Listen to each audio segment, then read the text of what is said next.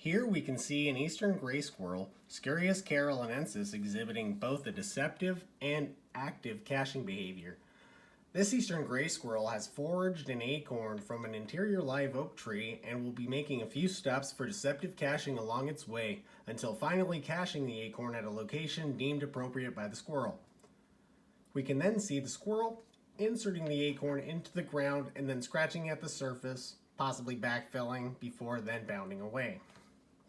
What is my causation hypothesis? What is the mechanism for this behavior? My hypothesis is that acorn caching is triggered by hormonal responses induced by changes in weather patterns resulting in eastern gray squirrels burying acorns. In actuality, it is the timing that acorns are available that drives when acorn foraging and storage is done. Eventually, neural responses allow squirrels to remember locations of specific acorns as wanted and are then able to locate those specific acorns within their well-planned pantries, as noted in an article on deceptive caching called Baffling the Bandits by Newman, 2008.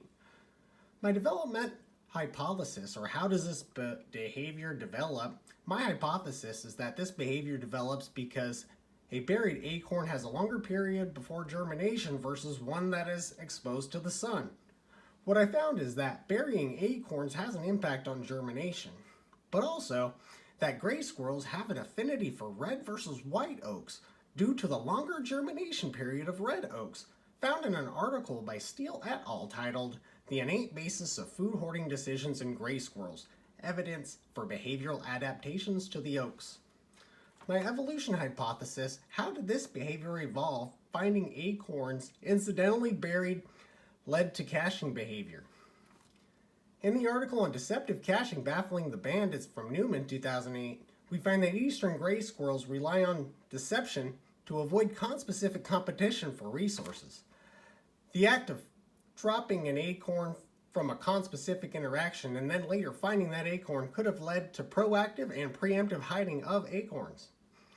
Function hypothesis. How does this behavior affect the survival and reproduction? My hypothesis is that having forage available during times of lower food availability increases survivability and opportunities to reproduce.